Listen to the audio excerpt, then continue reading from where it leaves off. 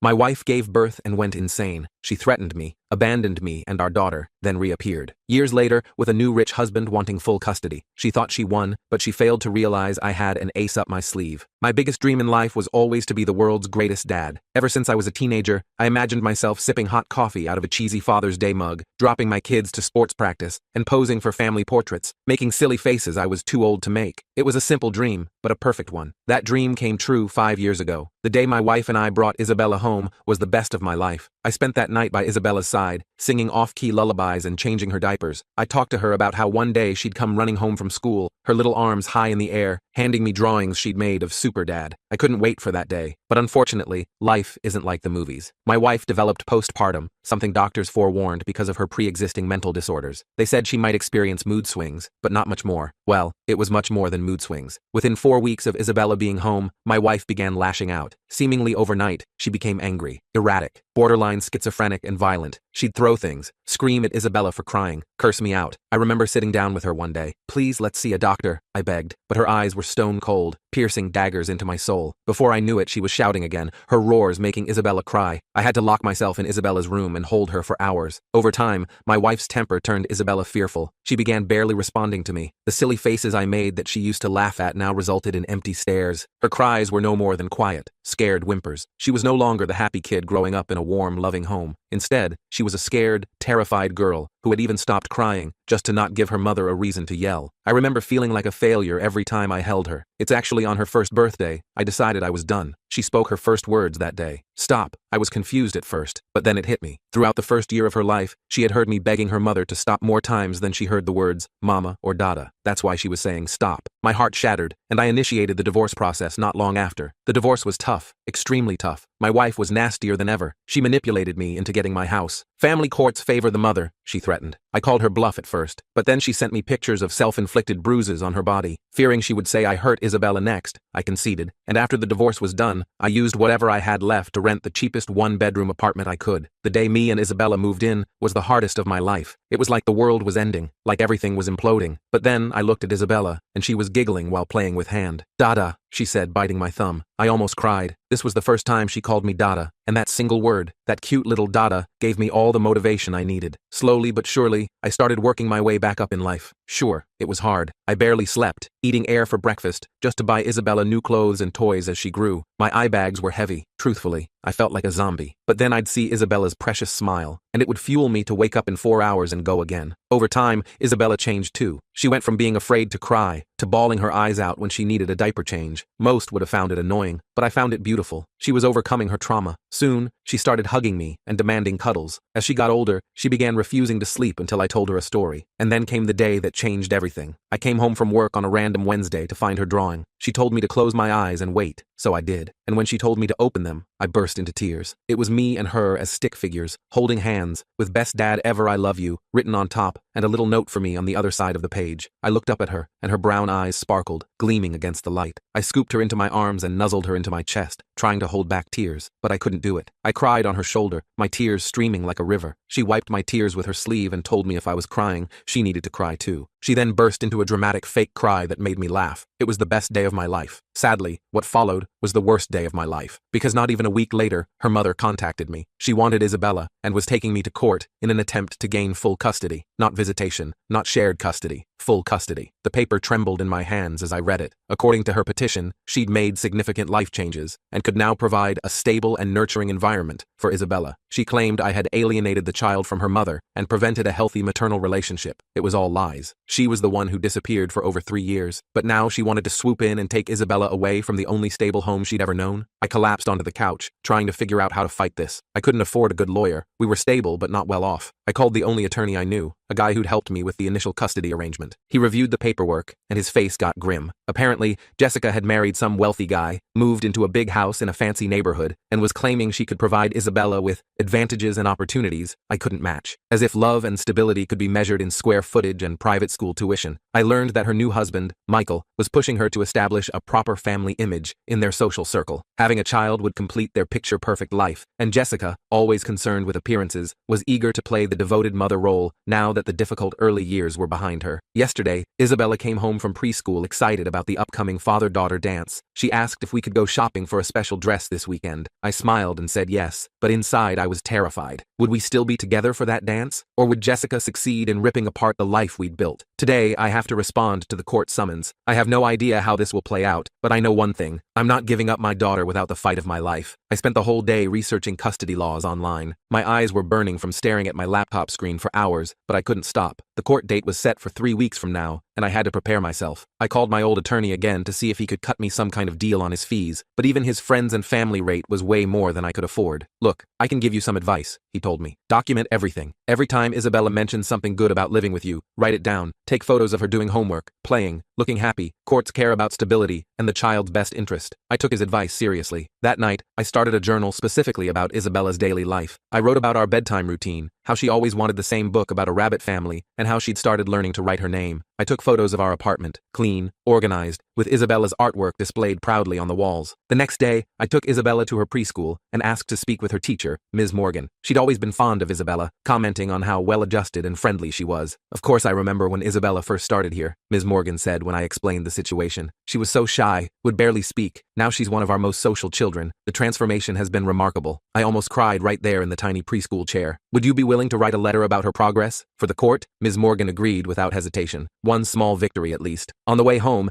Isabella chatted happily about the class pet, a hamster named Cheese. For a moment, watching her in the rearview mirror gesturing excitedly, everything felt normal. Then I remembered the court summons sitting on my kitchen counter, and my stomach twisted. I called my parents that evening after Isabella was asleep. They lived 3 states away and couldn't help much practically, but I needed their support. My mom immediately offered to send money for a lawyer. We've been saving for a new roof, but this is more important, she insisted. I swallowed my pride and accepted. Family helps family. That's what I'd always taught Isabella. The next day, I used the money as a retainer for a lawyer who specialized in family law. Her name was Sarah, and her office was small but neat. She listened carefully to my story, taking notes and nodding. Jessica's absence for 3 years works in your favor, Sarah explained. But judges can be swayed by dramatic turnarounds and second chances. We need to show that Isabella's best interest is to stay with you, the parent who's been constant in her life. I left feeling slightly more hopeful. Back at work, I explained the situation to my boss and asked for flexible hours during the court proceedings. He was understanding. He had kids of his own and knew what was at stake. That weekend, I took Isabella shopping for her dance dress as promised. We found a purple one with sparkles that made her twirl around the store gleefully. The saleswoman commented on what a cute daughter I had, and I felt a surge of both pride and fear. I couldn't lose her. While we were out, I got a text from an unknown number. It was Jessica, asking to see Isabella before the court date. My first instinct was to refuse. She hadn't bothered to see her daughter in 3 years. Why start now? But Sarah had warned me that appearing uncooperative could hurt my case. I texted back suggesting a public meeting at the park near our apartment. She agreed, and we set a date for the following Saturday. I didn't tell Isabella who we were meeting. I didn't want to get her hopes up or confuse her. The night before the meeting, I barely slept. What if Isabella didn't recognize her mother? What if she did, and was upset? What if Jessica tried to manipulate her? The questions kept circling in my mind until my alarm finally went off. We arrived at the park early. Isabella was excited about the playground, completely unaware of what was about to happen. I spotted Jessica before she saw us. She looked different. Designer clothes, perfect hair, expensive-looking sunglasses. Michael stood beside her, presumably the new husband. When she approached, Isabella hid behind my legs, suddenly shy with these strangers. Jessica knelt down to Isabella's level. "Hi, Isabella. Do you remember me? I'm your mommy." Isabella looked confused, glancing up at me for confirmation. I nodded gently, and she turned back to Jessica. "You're in the pictures," Isabella said finally. Jessica's smile faltered slightly, but she recovered quickly, pulling out a gift-wrapped package. "I brought you something special." Inside was an elaborate doll that probably cost more than our weekly grocery budget. Isabella thanked her politely, the way I'd taught her to accept gifts, but she didn't seem particularly impressed. After some awkward small talk, Jessica suggested ice cream. I agreed, and we walked to a nearby shop. Michael barely spoke to me, but was overly enthusiastic with Isabella, telling her about the swimming pool at their house and the room they'd prepared for her. Isabella listened wide-eyed, but kept returning to my side. I could see Jessica getting frustrated by this. "She's just shy," Jessica told Michael loudly enough for me to hear. "Once she's living with us, she'll open up more." I bit my tongue. Making a scene wouldn't help anyone, especially Isabella. The meeting ended after about an hour, with Jessica promising Isabella they'd see each other again soon. As we walked home, Isabella was quiet, clutching her new doll. "Did you have fun?" I asked carefully. "That lady is really my mom?" she asked, looking confused. I nodded. "Yes, but she's been away for a while. Do I have to go live with her now?" My heart broke at the worry in her voice. "No, sweetie, you're staying with me. The judge just needs to talk to all of us to make sure everything's okay." She seemed satisfied with that answer, but that night she climbed into my bed around midnight, something she hadn't done in months. The next week was a flurry of preparation. Sarah helped me gather documents, Isabella's school records, medical history, even receipts showing I'd consistently provided for her needs. Ms. Morgan delivered her letter, a glowing testimony about Isabella's progress and how well-adjusted she was. Meanwhile, Jessica ramped up her campaign. She sent Isabella expensive gifts almost daily, toys, clothes, even a tablet that I thought was completely inappropriate for a 5-year-old. I documented each gift, but let Isabella keep them. I didn't want her to feel caught in the middle. 2 days before the court date, I received a disturbing call from Isabella's preschool. Jessica had shown up there, demanding to see Isabella and claiming she had legal rights as her mother. Thankfully, the school had called me instead of letting her in, but it rattled me. I immediately called Sarah, who filed an emergency motion restricting Jessica from contact with Isabella outside of agreed-upon meetings. The night before court, Isabella sensed my anxiety despite my efforts to hide it. As I tucked her into bed, she reached up and patted my cheek. "Don't worry, Daddy. I want to stay with you," she said, with the simple certainty of a child. I held it together until I closed her bedroom door, then sat on the kitchen floor and cried silently. The thought of losing her was unbearable. Court day arrived with gray skies and drizzling rain. My neighbor, Mrs. Johnson, had agreed to watch Isabella for the day. She was a retired kindergarten teacher who adored Isabella, and I trusted her completely. Isabella gave me an extra tight hug before I left, as if she somehow understood the importance of the day. The courtroom was intimidating, all polished wood and formal atmosphere. Jessica was already there with Michael and their lawyer, who looked expensive in his tailored suit. Sarah squeezed my arm reassuringly as we took our seats. The judge, an older woman named Judge Taylor, reviewed the case files before addressing us. Jessica's lawyer went first, painting a picture of a mother who had made mistakes, but had transformed her life, and now could provide Isabella with every advantage. He emphasized the beautiful home, the excellent school district, the financial stability. He also implied that I had deliberately kept Isabella from having a relationship with her mother. When it was Sarah's turn, she methodically presented the evidence of my consistent care for Isabella. She submitted Ms. Morgan's letter, photos of our life together, and medical records showing I'd never missed a checkup or vaccination. Most importantly, she highlighted Jessica's 3-year absence. "Your Honor, Ms. Parker voluntarily disappeared from Isabella's life during crucial developmental years," Sarah argued. "Now that Mr. Thompson has created a stable, loving environment, she wants to disrupt it based solely on material advantages." The judge asked several pointed questions to both sides. She seemed particularly interested in why Jessica hadn't utilized her visitation rights for so long. Jessica claimed she had been working on herself and didn't want to expose Isabella to her journey. I noticed she never actually apologized for abandoning our daughter. After several hours, Judge Taylor called a recess. She ordered both parties to meet with a court-appointed evaluator who would assess both households and Isabella's well-being. The final hearing would be scheduled after the evaluation was complete. Outside the courtroom, Jessica approached me, Michael hovering protectively behind her. "This would be easier if you'd just be reasonable," she told me quietly. "Isabella deserves the best life possible. You know you can't give her what we can." "She deserves stability and love," I countered. "Those can't be bought." She laughed lightly. "So noble, but let's be realistic. Your apartment, your job, do you really think that's the best you can do for her? We have a college fund set up already." I walked away before I said something I'd regret. Sarah caught up with me in the parking lot. "You did well in there," she assured me. The judge seemed concerned about Jessica's absence. "Now we just need to make sure the evaluation goes smoothly." The evaluator, Dr. Williams, scheduled home visits for the following week. I spent days cleaning our apartment, making sure Isabella's room looked its best, stocking the fridge with healthy foods. It felt ridiculous to be so nervous. This was our normal life after all, but I knew how much was riding on his impression. The day of our evaluation, Isabella was fortunately in a good mood. She proudly showed Dr. Williams her books, her small collection of stuffed animals, and the corner where we did art projects together. I answered his questions honestly about our routines, discipline approaches, and how we handled Isabella's questions about her mother. "And the bedroom situation?" he asked, noting our 2-bedroom apartment. "Isabella has her own room," I explained. "It's small, but it's her space. She helps decorate it, picks the bedding, everything." Dr. Williams nodded, making notes. He spent about 2 hours with us, observing our interactions and talking to Isabella alone for a short time. Before leaving, he thanked us both and gave Isabella a sticker, which she immediately placed on her favorite stuffed rabbit. A few days later, I learned that Dr. Williams had visited Jessica's home. Through Isabella's preschool grapevine, amazing what parents will share in the pickup line, I heard that Jessica had created a princess room, complete with canopy bed and custom murals. I tried not to let it bother me. Surely the evaluator would look beyond material things, but doubt crept in anyway. The week after the evaluations, I received a disturbing call from Mrs. Johnson. Jessica had shown up at our apartment building, asking neighbors questions about me, what time I came home, whether I ever had visitors, if they ever heard Isabella crying. It felt like she was building a case against me by fishing for negative information. Sarah advised me to document this, but not confront Jessica. "It looks desperate on her part," she assured me. "Let her keep digging. She's only making herself look bad." The final straw came when Isabella came home from preschool confused and upset. Apparently, Jessica had shown up again and told Isabella that soon she'd be living in a big, beautiful house with a real mommy. Ms. Morgan had intervened, but the damage was done. That night, Isabella had a nightmare and climbed into my bed, clutching her rabbit. "I don't want to go away, Daddy. she whispered. I held her close. I'm doing everything I can to make sure you stay right here with me. Sarah filed another motion the next day,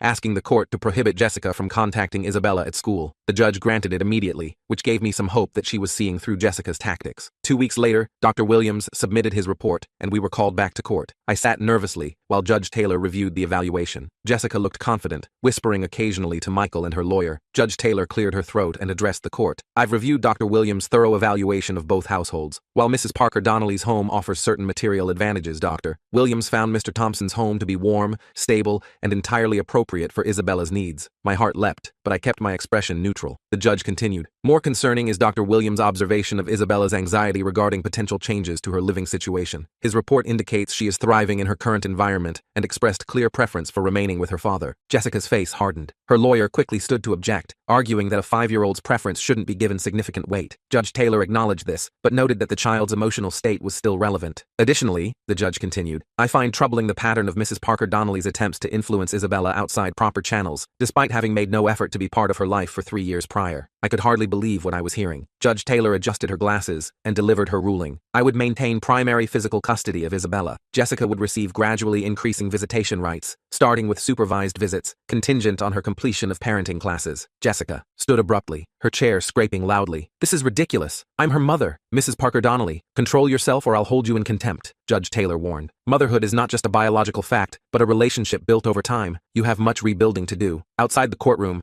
I called Mrs. Johnson with the news. I could hear Isabella in the background asking questions. Tell her I'm bringing home pizza to celebrate, I said, my voice breaking with relief. As I hung up, I saw Jessica and Michael exiting the building. She stopped when she saw me, her expression unreadable. This isn't over, she said quietly. I'll be seeing a lot more of Isabella now, and eventually, she'll see which life is better. I took a deep breath. I hope you do become a consistent part of her life. She deserves that. But don't ever think you can buy her love. She turned away without responding. I watched them walk to their expensive car, feeling not triumph, but exhaustion and lingering concern. This victory was important, but I knew it wasn't the end of our story. Jessica would be part of Isabella's life now, a complication I'd have to manage carefully. That evening, Isabella and I ate pizza on our living room floor, watching her favorite movie. When I tucked her in later, she seemed more relaxed than she had in weeks. Daddy, she whispered as I kissed her goodnight. I'm glad I get to stay in our home. Me too, sweetheart, I said, smiling. Me too. The next morning, reality set in. Isabella's first supervised visit with Jessica was scheduled for the following weekend. I had to prepare her emotionally while putting aside my own complicated feelings, and I still had to figure out how to afford the ongoing legal fees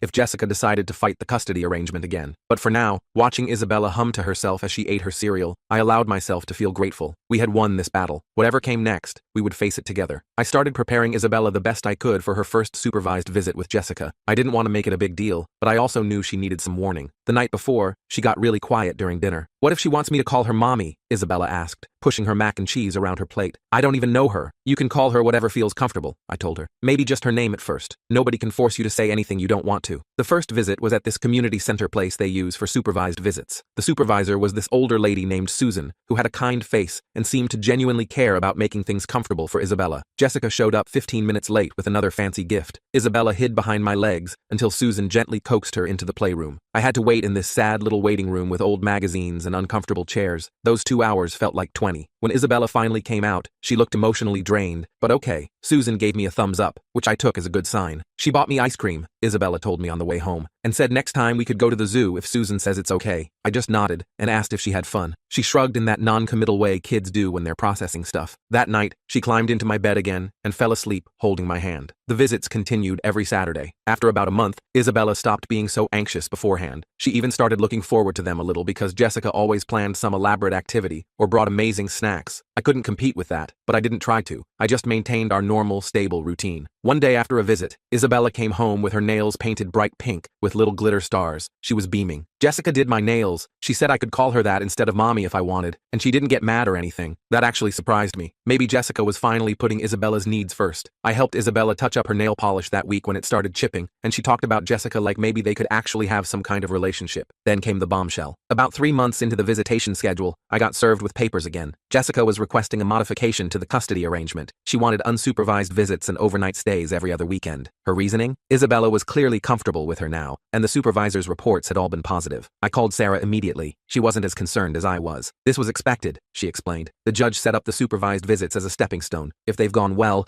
the court might grant unsupervised time next. But something felt off about the timing. Isabella had just started talking about the huge playroom at Jessica's house and all the cool toys there. It felt like Jessica was deliberately creating this fantasy world to lure Isabella in. The hearing was scheduled for the following month. In the meantime, I started noticing subtle changes in Isabella. She began comparing our apartment unfavorably to Jessica's house. She asked why we couldn't have a swimming pool or a trampoline in our backyard, which we didn't even have. One day she came home and announced that Michael had promised to teach her to ride a horse once she started staying overnight. I tried not to show my frustration. That sounds fun, but remember, horses are a big responsibility. It's not just about riding them. She rolled her eyes, something she'd never done before. I know that. Michael has horses at his lake house. They have special people who take care of them. Great. How was I supposed to compete with horses and lake houses? I brought it up to Sarah, who advised me to document these conversations, but not make a big deal about them to Isabella. Kids are impressionable, she said. Jessica is clearly trying to buy Isabella's affection, but eventually, Isabella will see through that. The day before the hearing, Isabella came home from her visit, unusually quiet. I tried asking about her day, but she just shrugged and went to her room. Later, I found her sitting on her bed, looking at a photo album I'd made of our life together. Everything okay, sweetie? I asked, sitting beside her. She nodded, then hesitated. Jessica said I'll have my own bathroom when I stay overnight, with special towels that have my name on them. That sounds nice, I said carefully. She also said, Isabella trailed off, looking uncomfortable. She said that you probably don't want me to go because you're jealous that they have more money than you. I took a deep breath to control my anger. Using a 5-year-old as a messenger was low, even for Jessica. Money isn't what makes a home, Bella. It's love and feeling safe and having people who are always there for you no matter what. She nodded and leaned against me. I know. I like our home. The hearing the next day was tense. Jessica arrived looking perfectly put together, while I felt rumpled despite wearing my best shirt. Her lawyer presented the supervisor's positive reports and argued that continuing the restrictions was unnecessary. Sarah countered by raising concerns about Jessica using material things to influence Isabella and making inappropriate comments about me. The judge listened carefully to both sides. To my surprise, Susan, the supervisor, asked to speak. She explained that while the visits had gone well on the surface, she had concerns about the way Jessica seemed to be trying to buy Isabella's affection rather than building a genuine relationship.